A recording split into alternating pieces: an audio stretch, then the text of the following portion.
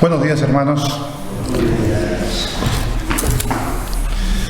A diferencia de grandes líderes religiosos, predicadores, avatares, gurús de la historia o del presente, el discurso de Jesús se distingue de una manera poderosa. Y no porque esté predicando hoy, porque sabemos que hace 2000 años estuvo en la tierra y en la palabra de Dios tenemos sus discursos, su palabra. Pero basta compararla simplemente con los discursos de Buda, Mahoma, Krishna, Lao Tse, Confucio, etc. O cualquier otro líder religioso a lo largo de la historia. Y notamos una diferencia. No es igual. No habla de una manera igual. Y las gentes tuvieron una gran impresión por las palabras de Jesús.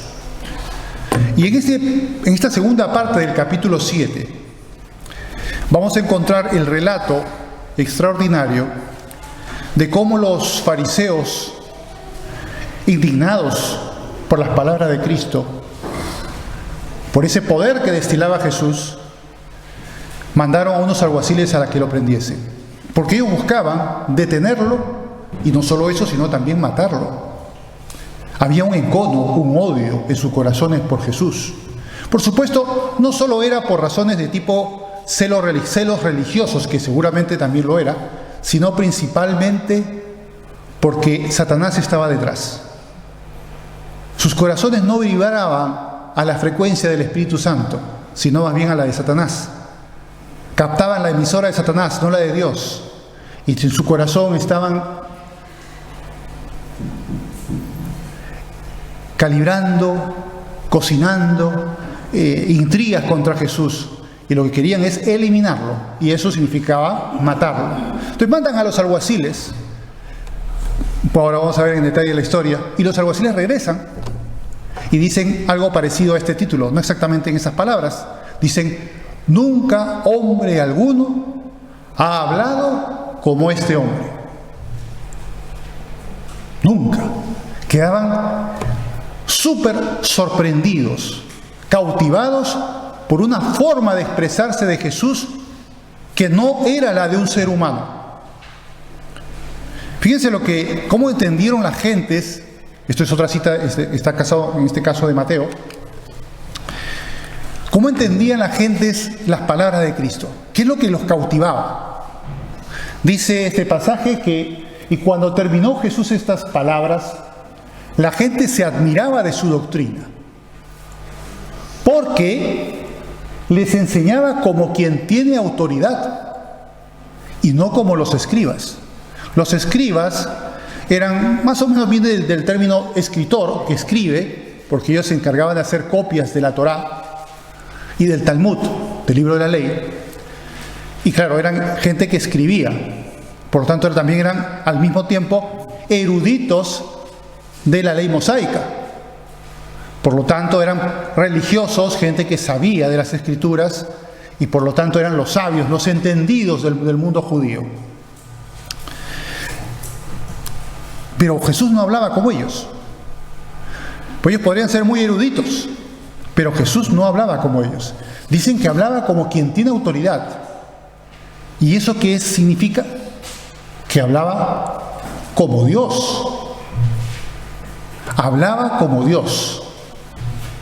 Como Dios se puede expresar. Y créanme que esto no solamente es porque lo dice ahí la palabra de Dios. Yo personalmente, antes de convertirme a Cristo, yo recuerdo que en el colegio habían pedido que compráramos un Nuevo Testamento. Qué buena idea.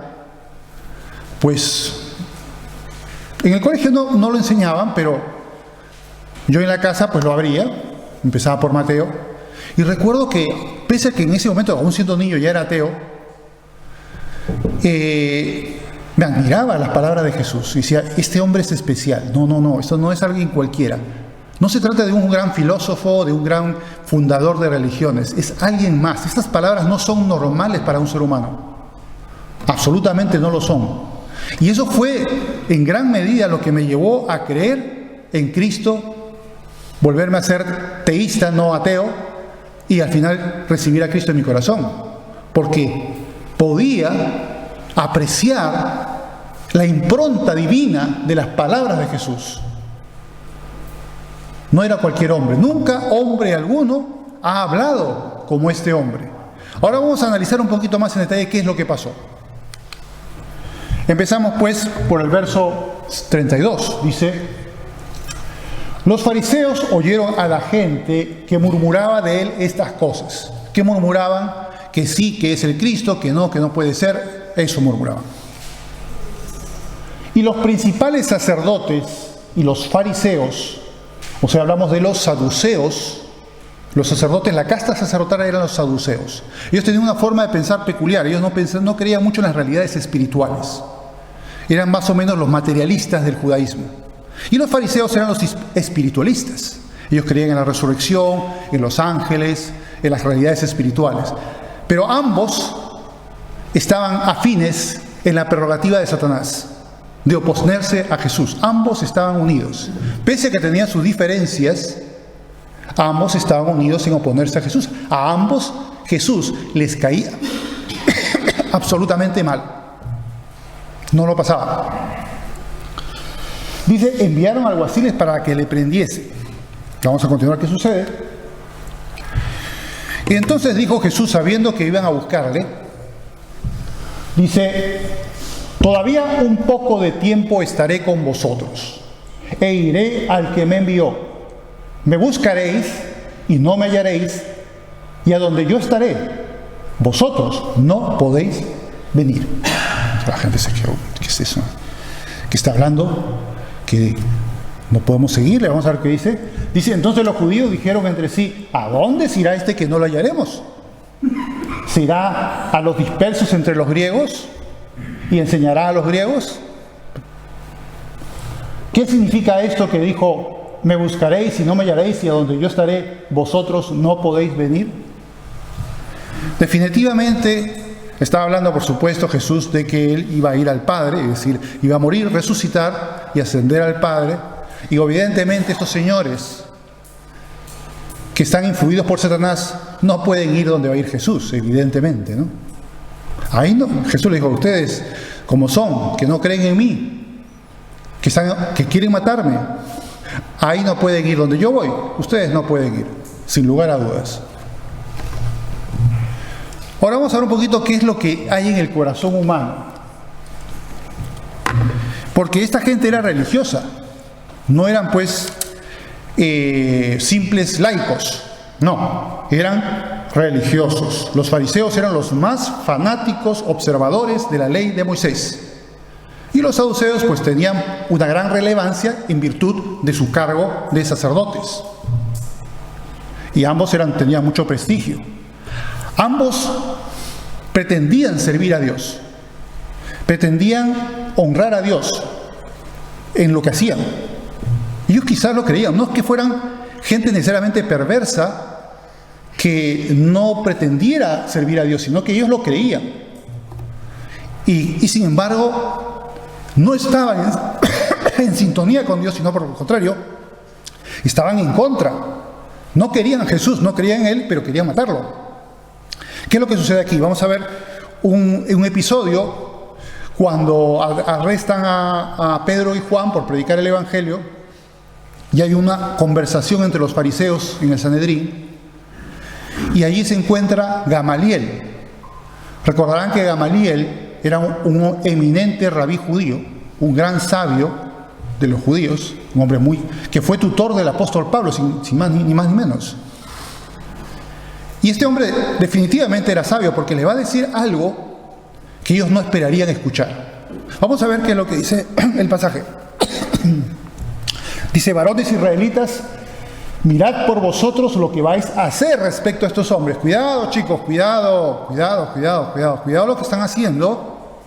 Ustedes creen que honran a Dios, pero piensen bien qué están haciendo, cuidado. Porque antes de estos días se levantó Teudas, diciendo que era alguien, un líder religioso, filosófico. A se unió un número como de 400 hombres, pero él fue muerto y todos los que le obedecían fueron dispersados y reducidos a nada. Después de este se levantó Judas el Galileo en los días del censo y llevó en pos de sí a mucho pueblo. Pereció también él, y todos los que le obedecían fueron dispersados. Y aquí viene lo más interesante, por eso lo he puesto resaltado en amarillo. Y ahora os digo, apartaos de estos hombres y dejadlos, porque si este consejo o esta obra es de los hombres, se desvanecerá. Mas si es de Dios, no la podéis destruir. No seáis tal vez hallados luchando contra Dios. Qué fuerte, ¿no? Vosotros que creéis que honráis y seguís y servid a Dios, podéis estar, por el contrario, luchando contra Dios. Y a lo largo de la historia de la era cristiana, han habido muchos fariseos cristianos también. En la Inquisición, por ejemplo, los inquisidores, ellos buscaban honrar a Dios matando, incautando los bienes de los condenados, enviándolos a la cárcel perpetua, al emparedamiento por vida.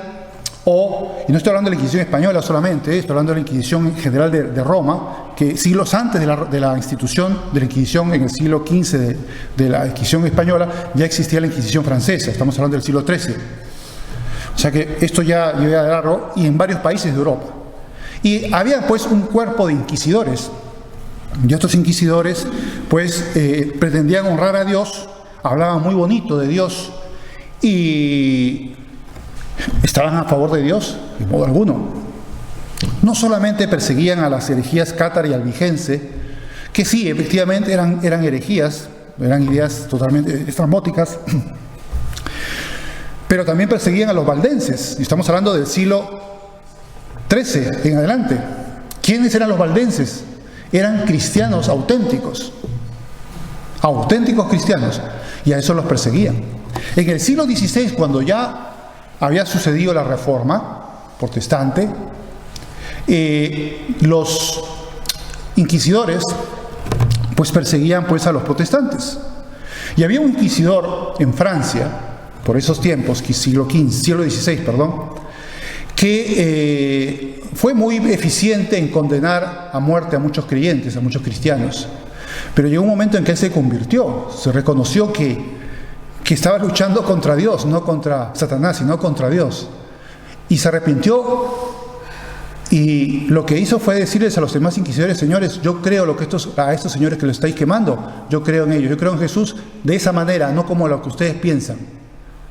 ¿Y qué pasó pues con el hombre? Le iban a dar las gracias, le iban, no se preocupen, son cosas, opiniones de la gente. No. Al calabozo, a la tortura y a la hoguera. Pero para él fue un camino de rosas. ¿Por qué? Porque él decía: ahora yo ya no estoy en contra de Dios, sino yo voy a ser víctima de los que están en contra de Dios. Y yo voy a morir como yo, en mi error y en mi ignorancia, les estuve haciendo morir a los que verdaderamente eran de Cristo, ¿no? Entonces hay un cambio en el corazón. Pero aquí vemos pues que hasta el día de hoy, no solamente estamos hablando de iglesia católica, puede ser iglesia ortodoxa, puede ser iglesias protestantes, incluso evangélicas, hay personas que piensan que están sirviendo a Dios y en realidad son enemigos de Dios.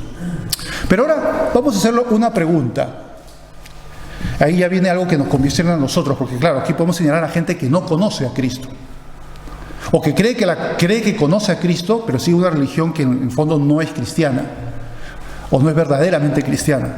Pero ¿podríamos nosotros los creyentes en algún momento estar luchando contra Dios? Esa es la pregunta, ¿no?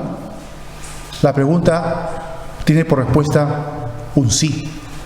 Tenemos que tener cuidado nosotros, los cristianos, porque cuando pensamos y actuamos con la carne, muy probablemente vamos a estar luchando contra Dios.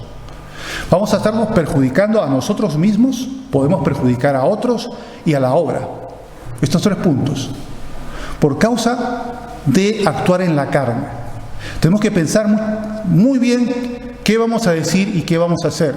Lamentablemente, a veces por debilidad, por descuido espiritual, Decimos o obramos según la carne, según el resentimiento que puedas tener, estar enfadado, estar deprimido, estar angustiado y tienes una especie de solución loca, o incluso estar eufórico, estar alegre y feliz, y también en tu felicidad te haces unas promesas que no vas a poder cumplir. O sea, hay que tomar nota de, antes de tomar una decisión, pensar si es bíblica, la Biblia lo respalda, y si claro, hay cosas que la Biblia no sabemos que la va a respaldar porque la Biblia no lo dice todo, ¿está conforme a la voluntad de Dios, a las cosas que quiere Dios, o es una visión terrenal? Como le pasó a Pedro, ¿no? Que bien intencionadamente, cuando Jesús habló que iba a padecer en Judea y iba a ser asesinado, Pedro, con buena intención, él no pensó, no tenía malicia en el corazón, pero pensó en la carne, pensó en las perspectivas humanas solamente, no en las cosas de arriba, sino en las de la tierra, y dijo: Señor, no permitas, ten piedad de ti mismo, no permitas que esto te acontezca. Y Jesús, ¿qué le dijo Jesús? Le dijo: Pedrito, muchísimas gracias por tus consejos, voy a seguir tus tips. ¿Le dijo eso Jesús? No, le dijo: apártate de mí, Satanás, porque no pones las miras en las cosas del cielo, en las cosas de Dios, sino en las cosas de los hombres. O sea, cuando pensamos en los intereses humanos, es cuando metemos la pata. Y también cuando tomes una decisión, ponlo en oración. Y a mí me ha pasado también, que me he apresurado a tomar una decisión y he metido la pata. Cosas que te pueden perjudicar a ti, pueden perjudicar a otros esas decisiones, o pueden perjudicar a la obra también. O sea que hay que tener mucho cuidado. No nos asustemos, no digo que estamos aquí luchando contra Dios, por supuesto que no, pero en algunos puntos, por no tomar las debidas reservas, la debida, vamos a decir, tranquilidad mental, no estar con la cabeza caliente, sino con la cabeza fría, tomar las decisiones siempre pensando si está de acuerdo a la voluntad de Dios. Estoy hablando de cosas importantes, no estoy hablando de cosas coloquiales, sino cosas importantes. Hay que tener mucho cuidado, porque podemos meter la pata. Yo creo que nos ha pasado muchas veces, a mí me ha pasado, y no es algo que debamos entrenarnos, porque eso es peligroso para nosotros, para los demás y para la obra. Bien, vamos a continuar con el pasaje. Dice: en el último y gran día de la fiesta, Jesús se puso en pie y alzó la voz diciendo, fíjense las extraordinarias palabras de Jesús: si alguno tiene sed, venga a mí y beba. El que cree en mí, como dice la Escritura, de su interior correrán ríos de agua viva. Esto dijo del Espíritu que habían de recibir los que creyesen en él, pues aún no había venido el Espíritu Santo, porque Jesús aún no había sido glorificado. ¿Qué estaba diciendo aquí Jesús? Estaba hablando también metafóricamente, pero no tan oscuramente como lo vimos en el capítulo 6, ¿recuerdan? Las cosas que dijo, ¿no? Que les pongo los pelos de punta a los oyentes. Aquí está, digamos, hablando de una manera un poco oscura, pero más clara, porque se puede entender mucho mejor, ¿no? Dice: si alguno tiene sed, venga a mí y beba. ¿De qué sed? ¿Sed de qué puede tener un ser humano? ¿De qué? ¿O hambre de qué? De la palabra de Dios. Porque en la palabra de Dios va a encontrar el camino a la salvación, va a encontrar a Cristo. Y cuando le es revelado Cristo, por fe, alcanza la salvación el alma humana. Necesitamos la palabra de Dios para que nos ilumine y nos lleve a la salvación. Entonces vemos pues aquí que beber el agua viva es creer en las palabras de Cristo, es recibir esa palabra. En el Antiguo Testamento, ¿se acuerdan? En Deuteronomio capítulo 8 decía: no solo de pan vivirá el hombre, sino de toda palabra que sale de la boca de Dios.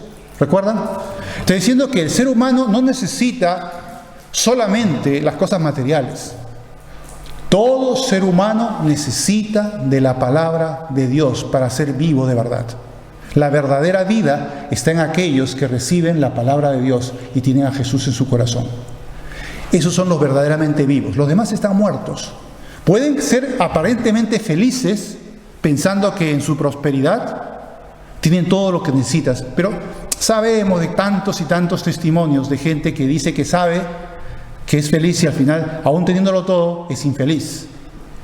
¿Por qué? Porque no tienen lo principal. Entonces la pregunta es, ¿has recibido esa agua viva? ¿Esa agua viva la has bebido? ¿Has creído en Jesús? ¿Has recibido a Jesús? Eso es importante hacernos esa pregunta. Por supuesto, ya muchos sabemos y ya podemos responder con toda seguridad afirmativamente. Pero si hay alguien que no pudiera contestar afirmativamente porque aún el Espíritu Santo no le ha dado testimonio a su espíritu de que es hijo de Dios, entonces es importante que se asegure de tomar esa agua viva. Porque de ese acto sucederá que su corazón, su alma, será una fuente de agua viva. O sea que el agua viva que yo he recibido no solamente me va a vivificar, sino que va a hacer que el Espíritu Santo haga en mí una fuente para irradiar a otros. Porque una de las cosas que también habla, aparte del Evangelio, que podemos decir por la boca, es también esa atmósfera de nuestra propia piedad cristiana, que va a ser como una especie de manantial de luz que va a alumbrar a los demás, que van a notar algo raro en nosotros. Y ese algo raro que viene del Espíritu Santo es lo que también los va a ayudar a que su corazón se abra al Evangelio y puedan recibir. Porque si no hay eso, nuestras palabras van a sonar más huecas, ¿no es verdad?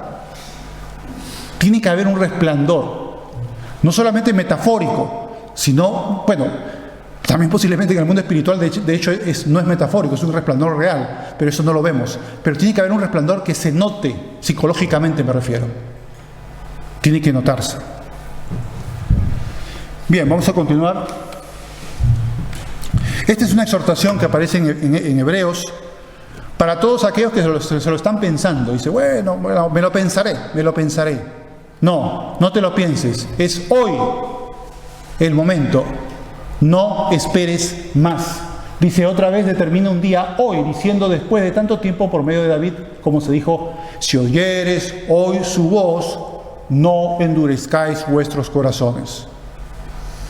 Si alguien todavía no ha dado ese paso de fe, oye la voz de Dios, no te hagas el remolón y obedece a la fe. Tienes que, en lugar de tener un corazón duro, abrirlo a Jesús para que Él entre en tu corazón. Eso es lo que tienes que hacer. Bien, aquí viene otra parte que lo he separado en tres partes que vamos a analizar. Porque habían tres interpretaciones sobre quién era Jesús. Vamos a ver qué es lo que dice aquí. Entonces algunos de la multitud, oyendo estas palabras, decían, verdaderamente este es el Cristo. Creían. Dijo, no decían, me parece que es el Cristo. Dice, verdaderamente este es el Cristo. Otros decían, me olvidé el primero. Uno que era el profeta, luego que era el Cristo, y los terceros decían, pero algunos decían, ¿de Galilea ha de venir el Cristo? ¿No dice la Escritura que del linaje de David y de la aldea de Belén? ¿De dónde era David? ¿Ha de venir el Cristo? Hubo entonces disensión entre la gente a causa de él, y algunos de ellos querían prenderle, pero ninguno le echó mano. No era la hora de Jesús todavía de que sea detenido, y Dios lo protegía. Nadie pudo echarle mano. Ahí quedó. Pero, ¿por qué razonaban estas personas en estas tres maneras diferentes? Vamos a analizar los pasajes bíblicos que sustentan cada una de estas posiciones. El primero de ellas, el tema del profeta, que por cierto los musulmanes ahí les retuercen para decir, no, ahí está hablando de Mahoma, el profeta. Pero no está hablando de Mahoma, está hablando de Jesús. Y está en Deuteronomio, capítulo 18:15, dice, profeta de en medio de ti, de tus hermanos, como yo te levantará Jehová tu Dios. A él oiréis. Se refiere a Jesús. Ya, aparte de los versos siguientes, también se explica con mayor detalle también sobre esto. Y se refiere evidentemente a Jesús, no a alguien distinto del Mesías. Luego está el siguiente. El Cristo es la versión griega del término ungido de Dios. Jesús Cristo significa Jesús el ungido de Dios. El Mesías, bueno, la palabra hebrea exactamente cómo pronuncian no lo sé, pero Mesías significa exactamente lo mismo. Un término hebreo de ungido, ungido de Dios. Y hay muchas citas, he puesto aquí una nada más, la del capítulo 9 de Isaías, pero en Isaías hay un montón de capítulos que hablan sobre Jesús, que son profecías mesiánicas, el capítulo 2, el capítulo 9, el capítulo 11, el capítulo 53, incluso el 54 también, el 64, en fin, hay un montón de capítulos que hablan sobre el Mesías. Pero vamos a ver qué es lo que dice este pasaje del capítulo 9 de Isaías.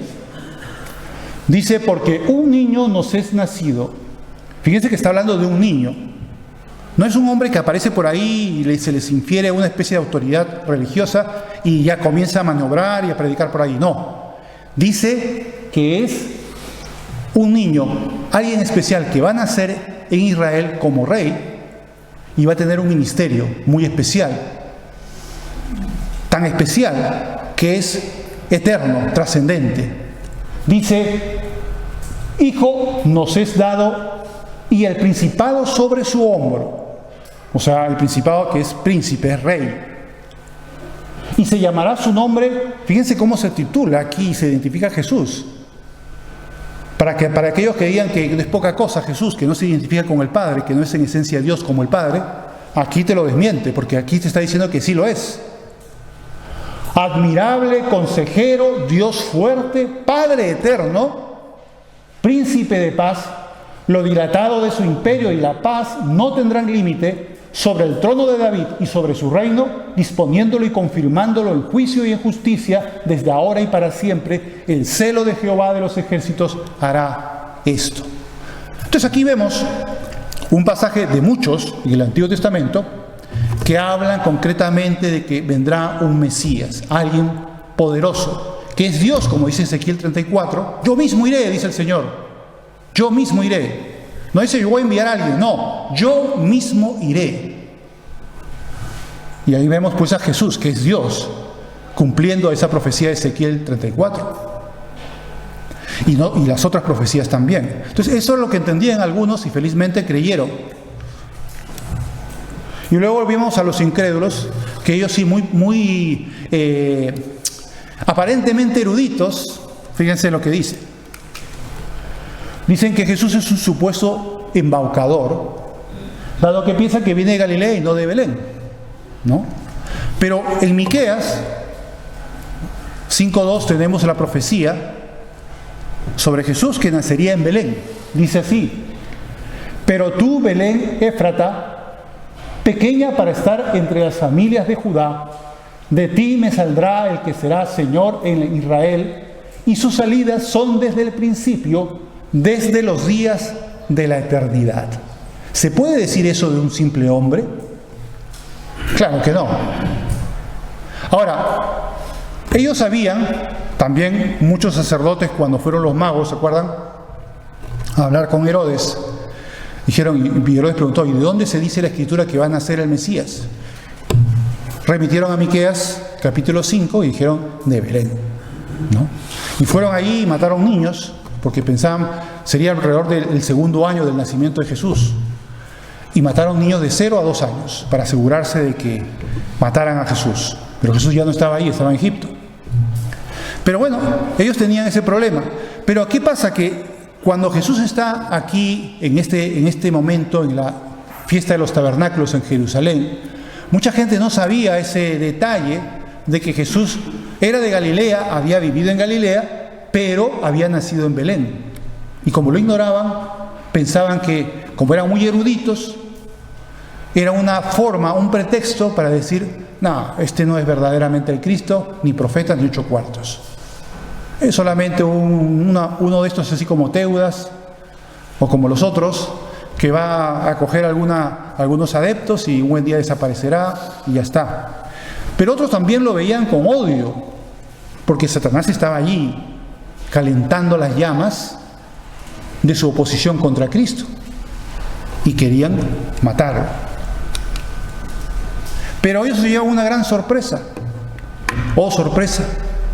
Cuando regresan los alguaciles, pensaban que iba a venir con Jesús, atado, y de pronto ven que viene con las manos vacías.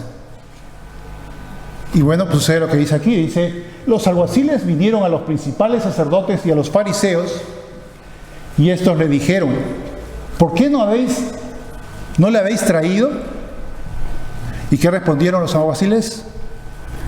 Nunca hombre alguno ha hablado como este hombre. Nunca. Estaban conmovidos por la palabra de Cristo. Les había tocado el alma y se dieron cuenta que hablaba con una autoridad que no era posible que la hablara un ser humano. Tenía que ser alguien que era Dios. Y claro, creyeron que era efectivamente el Mesías de Israel prometido, era el Cristo. ¿Qué pasó con los fariseos? Dijeron, qué bien, creemos también. No, ellos estaban en sus 13, ellos no. Estaban resueltos a protestar con cualquier paliativo a favor de Jesús. Y no celebraron que vinieran los alguaciles con las manos vacías. ¿Qué dijeron? Dice, entonces los fariseos le respondieron, ¿también vosotros habéis sido engañados? ¿Acaso ha creído en él alguno de los gobernantes o de los fariseos? Que de hecho sí hubo fariseos que creyeron en él. Mas esta gente que no sabe la ley, maldita es. O sea, ellos son muy eruditos, saben mucho de la palabra de Dios. Y como buenos eruditos, determinan que ese señor que está predicando ahí no es el Mesías, no es el Cristo. ¿Por qué es que tenían ese entendimiento oscurecido, entenebrecido? Ellos tenían un velo en la mente. En el presente y en los siglos anteriores al presente, sobre todo desde fines del siglo XVIII, con la Ilustración y con la teología liberal, ¿se acuerdan de Isla Maja? Y los subsiguientes que entraron en el siglo XIX, se formaron desde Kant, por cierto también, una serie de eruditos, entre comillas, que hablaban de que sabían mucho de la Biblia, muchísimo, como Renan, que escribió la vida de Jesús en el año 1863, y es un libro para una porquería, pero claro, como habla con una erudición, con mucho conocimiento, porque también era filólogo, era arqueólogo, entonces claro, muchos se empaparon con eso, bajo el espíritu demoníaco que encierran esas palabras y esas páginas, porque también hay un espíritu demoníaco que acompaña los textos y las predicaciones de los que no honran a Dios, y se dejan dominar, y al final muchos por ese libro se volvieron anticristianos, y entre ellos el famoso filósofo alemán Nietzsche, o Nietzsche realmente como se pronunciaría en alemán, de ese libro, de un erudito. Porque ya incluso hoy en día en los seminarios de la teología liberal, hoy ya te enseñan esas cosas. Y hace poco había el caso de, creo que fue en Canadá, una pastora dijo que ya se había vuelto atea, que ya no creía en Dios. Y la organización religiosa que la amparaba dijeron, oye, ¿cómo puede ser eso? Nosotros tenemos que quitarte de en medio.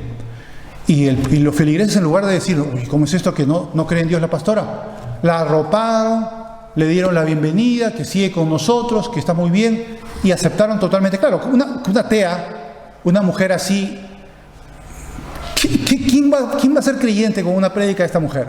¿Quién va a ser creyente? ¿Dónde está el Espíritu Santo ahí? En ninguna parte. Pero ¿sabes qué es lo más curioso? No iba a decir gracioso, pero no, lo más curioso es que dice que ella se hizo atea. ¿Saben por qué?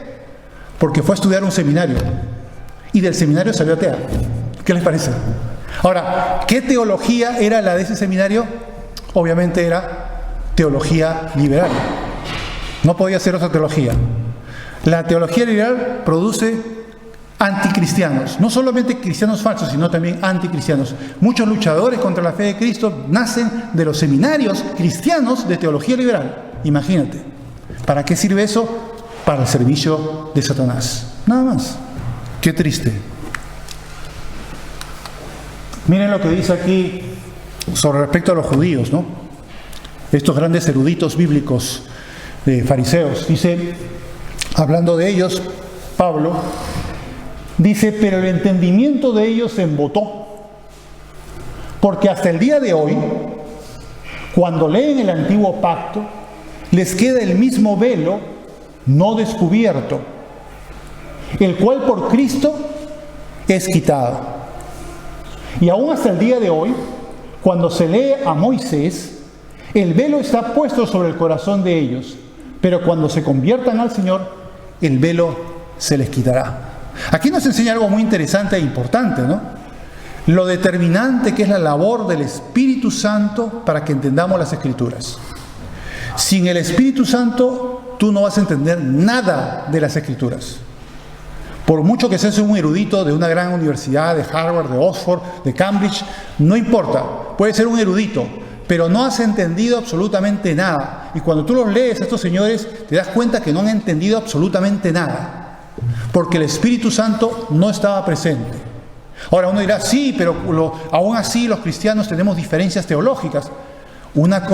Hay una cosa muy diferente en que ciertas partes de la Escritura que son más oscuras o más difíciles podamos tener desacuerdos, pero eso no significa que no la impronta del Espíritu Santo en nuestro entendimiento de las Escrituras no se vea claramente reflejada, que lo está, porque podemos entender las partes claras y esenciales de las Escrituras, y eso lo hace el Espíritu Santo. Sin el Espíritu Santo no vas a entender las Escrituras, no vas a entender la palabra de Dios. Dice al final, porque el Señor es el Espíritu y donde está el Espíritu del Señor, allí hay libertad. Por tanto, nosotros todos, mirando a cara descubierta como en un espejo la gloria del Señor, somos transformados de gloria en gloria en la misma imagen como por el Espíritu del Señor. No solamente el Espíritu Santo nos ayuda a entender la Escritura y hace que nuestra mente pueda captar la voz de Dios, sino que también nos lleva de gloria en gloria para que seamos transformados de acuerdo a la voluntad de Dios, para que cada día nos parezcamos más a esa medida de la estatura de la fe de Jesús, que es nuestro modelo, y ese reflejo cada vez se va aplicando en nuestra vida, en la medida que leemos las Escrituras, oramos, buscamos a Dios, nos congregamos, estamos más en intimidad y comunión con Dios, más seremos transformados de gloria en gloria y el Espíritu Santo podrá trabajar en nuestros corazones de una manera más poderosa. Tenemos que dejar al Espíritu Santo que trabaje en nuestras vidas. No hay que ser hostiles ni rebeldes al Espíritu Santo.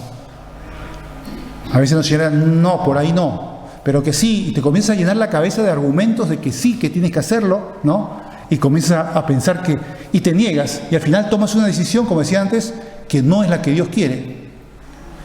Y al final tienes problemas que te podrías haber evitado si te haces una pausa, esperas y te aseguras de que lo que vas a decir o hacer es la voluntad de Dios. Y eso nos va a llevar a que nuestra vida mejore. Pero vamos a meter la pata si somos rebeldes. No hagamos no cometamos ese error porque nos va a costar caro. Y bueno, yo puedo recordar muchas veces que me ha costado caro y a vosotros seguramente quizás también recordaréis cómo esto les puede hacer daño. Vamos a ver ya la parte final. Terminamos. Dice, en los versos finales, dice, le dijo Nicodemo a toda esta gente, a los fariseos. Por cierto, Nicodemo era otro fariseo que fue una noche, ¿te acuerdan del capítulo 3? A visitar a Jesús como escondido.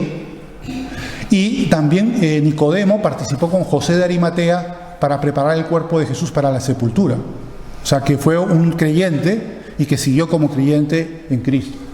Este Nicodemo, que era ya creyente en ese momento, decía, el que vino a él de noche, el cual era uno de ellos, dice, ¿juzga acaso nuestra ley a un hombre si primero no le oye y sabe lo que ha hecho? Entonces le dice, vosotros fariseos, ¿estáis al tanto de todo lo que Jesús dice y de todo lo que Jesús ha hecho para poder juzgarle? Pero realmente ellos incluso, aún sabiendo lo que decía y aún sabiendo lo que hacía, no querían creer. Había un velo en el corazón que les estaba totalmente anulando a poder percibir a Dios en Jesús. Para él era un farsante. Dice, respondieron y le dijeron, ¿eres tú también Galileo? Escudriña y ve que de Galilea nunca se ha levantado profeta. Y cada uno se fue a su casa. O sea, claro, eran eruditos que decían, sí, de Galilea no ha salido nadie. Claro, es verdad. Ellos no sabían el dato de que había nacido en Belén. Pero lo que nos enseña aquí es que cuando tú no quieres realmente obedecer a la verdad del Evangelio, cualquier pretexto vale. Siempre vas a encontrar algún pretexto para poder negar la realidad del Evangelio. Si no quieres creer, te vas a inventar lo que sea para no creer.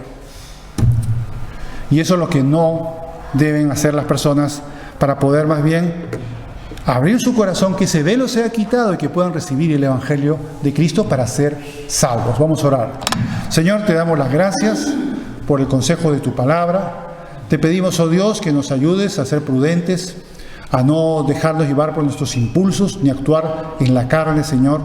Te damos gracias por la asistencia del Espíritu Santo para poder guiarnos a entender tu palabra, y no solamente eso, sino también a que nuestra vida sea transformada de gloria en gloria, Señor, a la imagen de Jesús. Te pedimos, oh Dios, que nos ayudes, pues, a buscarte, a saber esperar la dirección del Espíritu Santo y no actuar alocadamente, precipitadamente.